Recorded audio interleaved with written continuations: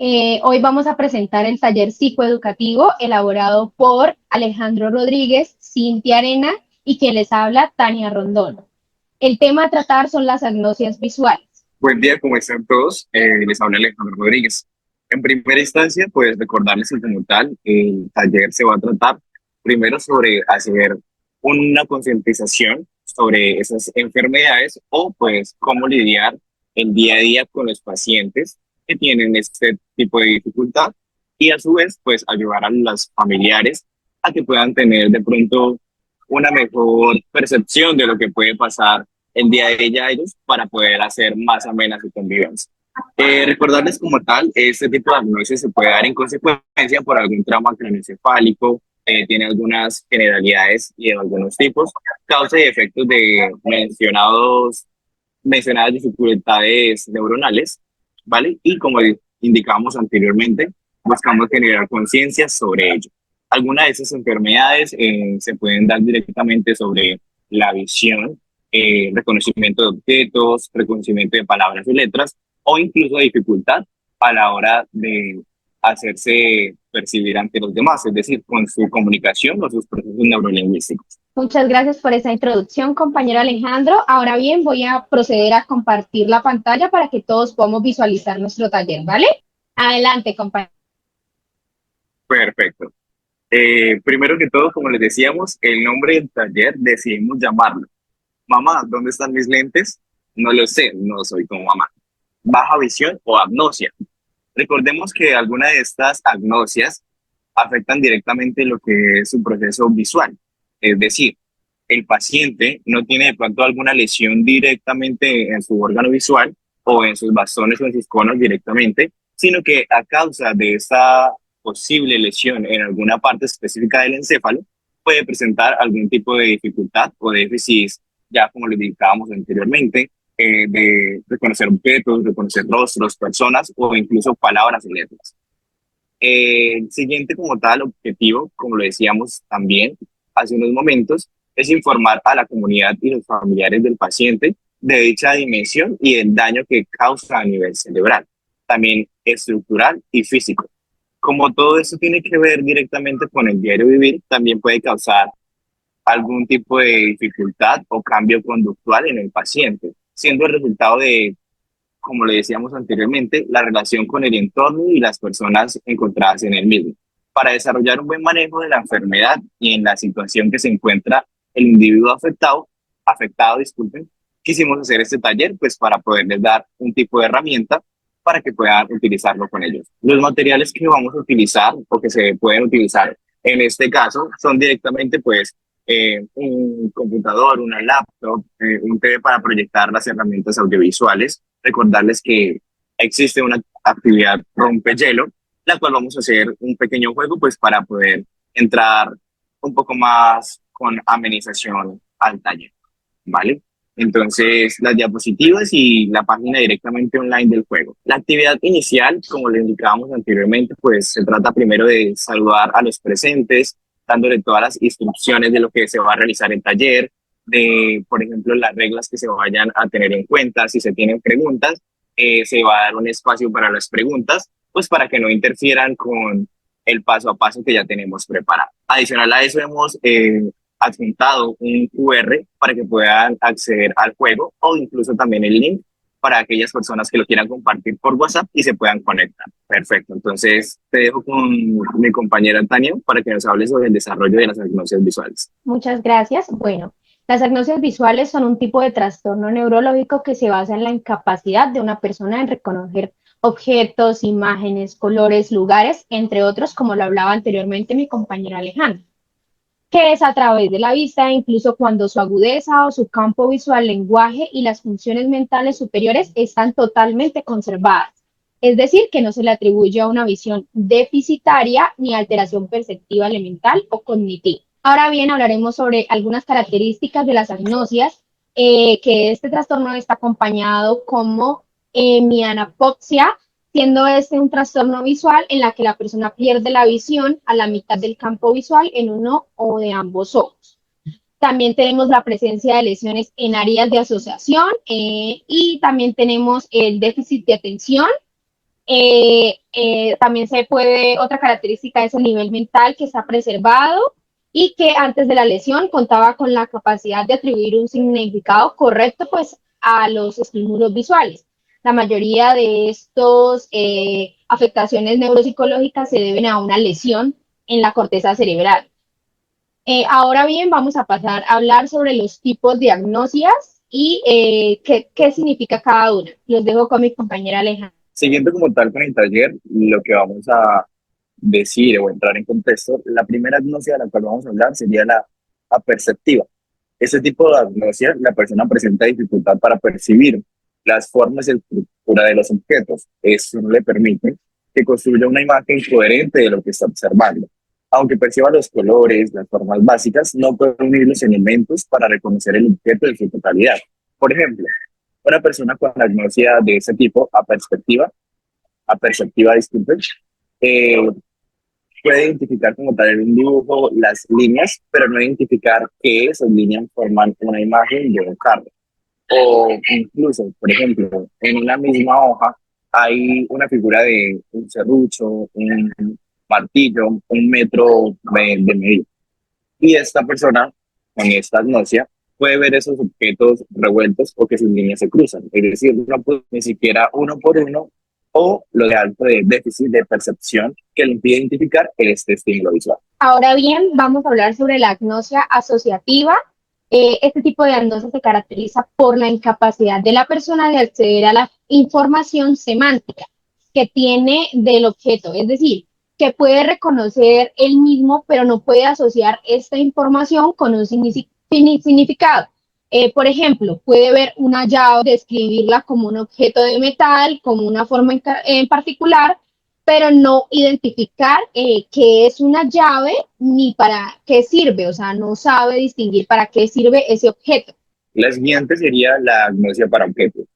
Esta agnosia como tal, aunque los pacientes tengan todas sus capacidades superiores intactas, es decir, la visión, que puedan tener alguna relación coherente en su sistema neuronal, viendo, por decirlo, anteriormente reconocen qué es el objeto o qué es la imagen que se les está mostrando, pero al momento de describirlo o recordar no son capaces. Es decir, la persona es incapaz de denominar, recordar o describir su significado, aun pudiendo reconocerlo por medio del tacto. Por ejemplo, una persona que se muestra una fruta, hipotéticamente un banano, esta persona sabe que esa fruta es de color amarillo, que es un banano, pero en su cerebro o en el proceso como tal de reconocimiento del objeto, esa persona lo ve como una manzana.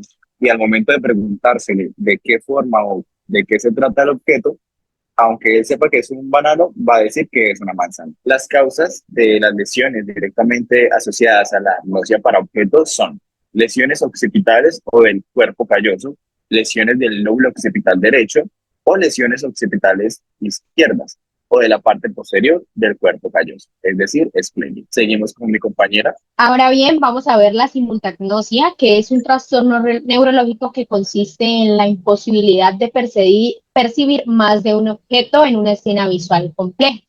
Las personas con este tipo de agnosia pueden ver los objetos de manera individual, pero tienen dificultad para integrarlos en un todo coherente. Por ejemplo, si una persona se pone frente a una cocina en donde se observa una mesa, una silla, un jarrón de flores, un plato de frutas y un cuchillo, al mirar esto se enfocará en el jarrón con flores y perderá la noción de lo que hay en su alrededor.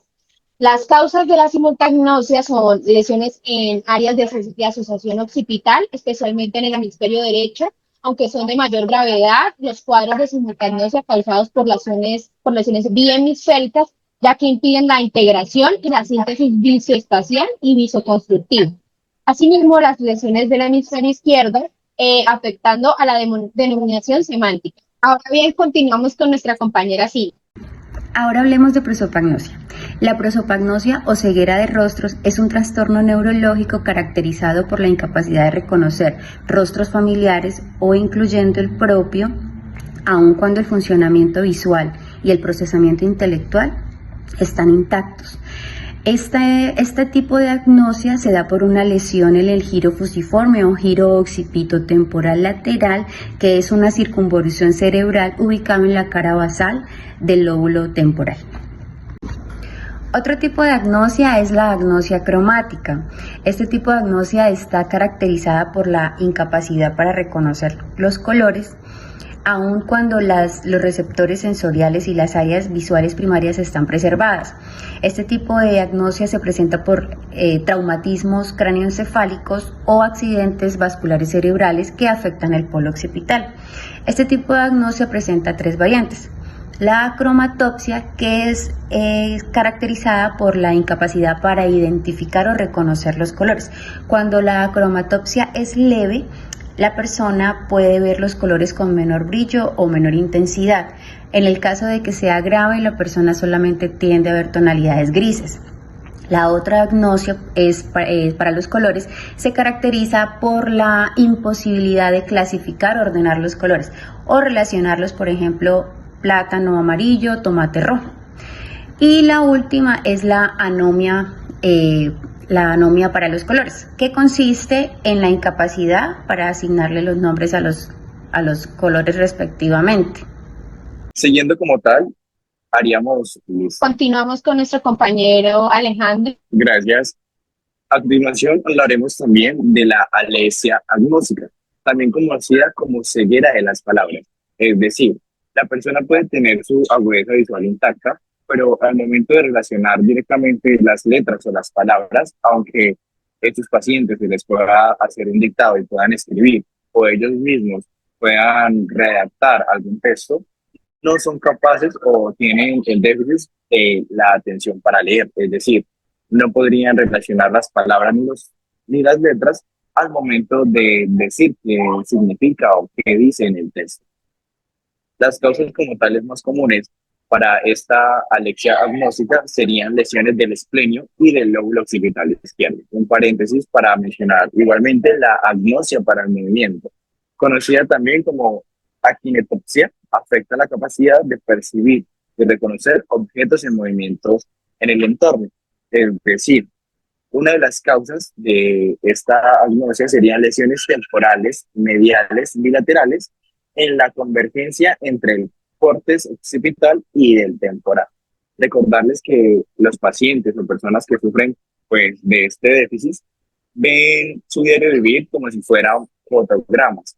Es decir, pueden ver una foto tras otra y recordarles, por ejemplo, van a estudiar y vivir en una calle o en algún lugar que haya mucho tránsito o sea muy concurrida, pues esta persona puede verse envuelta en alguna situación de ansiedad porque pues no puede reconocer y tener una vista fija a un objeto, sino que ve todo a su alrededor como si se estuviera moviendo o como lo decíamos anteriormente, como un fotograma. Ahora bien, vamos a ver las causas de las agnosias visuales. Pues las más comunes de agnosia visual son por tipos de ACV, atrofia córtica posterior, tumores, demencia, encefalitis, trauma, epilepsia, Alzheimer, migraña. Las agnosias visuales generalmente son consecuencias de ACV, occipitoparietal bilateral, aunque una lesión del lado derecho es suficiente para que la agnosia visual se manifieste. Asimismo, se han reportado que las agnosias visuales ocurren del 1 al 5% de los ACV que involucran a la arteria cerebral posterior.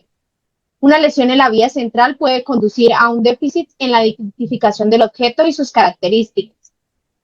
También una lesión en la vía dorsal puede resultar en un déficit para relacionar las características visoespaciales del objeto como el movimiento o la orientación. Lesiones en la vía central, como por ejemplo en el área B4, pueden resultar en acromatopsia y también un daño en la vía dorsal en el área B5-MT puede originar una akinetopsia o defectos de la atención visoespacial como el síndrome de Balin o negligencia espacial. Ahora bien, mi compañero les va a hablar sobre algunas recomendaciones y una reflexión final sobre este tipo de diagnóstico. Siguiendo como tal el paso a paso sobre nuestro taller, las últimas acciones o recomendaciones que se les pueden dar a los familiares de sus pacientes serían informarse primero sobre la agnosia, es decir, qué tipo de agnosia presenta el familiar o la persona a la cual está interesada pues, para el cuidado paliativo de su paciente. estar informado, como lo decíamos anteriormente, de su agnosia, permitir atender a sus desafíos y limitaciones y así brindar un apoyo adecuado. Promover la comunicación abierta, tener una buena actitud empática, poder escuchar, tener una escucha asertiva y activa, que pues la persona sienta comodidad al hablar ante sus dificultades. Utilizar ayudas visuales, es decir, hacer uso de etiquetas, imágenes, colores, para que pues esta persona en el hogar o en el espacio donde se encuentra pueda lograr identificar los objetos y mejorar así su calidad de vida. Crear un entorno familiar seguro. Recordemos que el primer apoyo que tiene el paciente es su familia o su familiar más cercano. Entonces, eliminar los obstáculos o riesgos del hogar para la prevención del accidente y así poder favorecer la independencia del paciente. Ser pacientes y comprensivos. Recordemos que como tal ese tipo de pacientes, al estar entrando pues en una evolución de lo que venían haciendo anteriormente, una vida más cotidiana, pues ahora van a presentar una dificultad primero visual. Entonces, tener un poco más de paciencia, ser comprensivos para que de esta misma forma no se vaya a generar ninguna frustración o ansiedad y pues el apoyo sin presión es circunstancial y crucial también. Incentivar el uso de pistas sensoriales, ayudar a la persona a usar otras pistas sensoriales como las texturas, los olores, los sonidos para identificar los objetos o el reconocimiento de personas. Apoyar la rehabilitación y la terapia, establecer rutinas conscientes, fomentar la inclusión social, es decir, promover la participación en actividades sociales, comunitarias, que se adapten a sus necesidades y permitan mantener conexiones sociales y reducir el aislamiento. Recordemos que tampoco es hacer que el paciente o el familiar se sienta inutilizable o que no tiene ciertas capacidades, porque pues la idea de esto es mejorar su calidad de vida y que pues poco a poco se pueda mejorar primero su diario vivir y segundo su autoestima. Buscar grupos de apoyo, que sería también lo más recomendable si de pronto la familia no puede estar a un 100% en la recuperación del paciente. Es decir, es importante emplear la opción de unirse a algún grupo de apoyo o comunidades que permitan interactuar y compartir las experiencias de cada uno. Permitirá así una comprensión de la agnosia.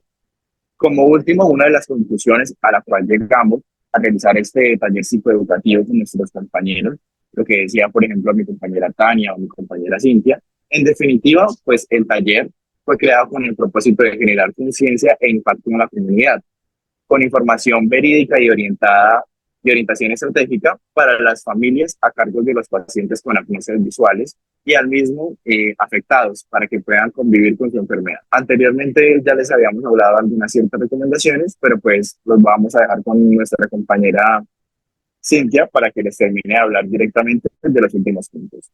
Finalmente, los resultados obtenidos con este taller es brindar un espacio de capacitación y orientación con estrategias para las personas encargadas de cuidar a las personas con alteraciones neurológicas como las agnosias visuales, generar un ambiente de apoyo emocional, de escucha empática y de compartir las experiencias de cada uno para poder entablar un círculo y sentir ese apoyo o ese acompañamiento a cada una de estas personas.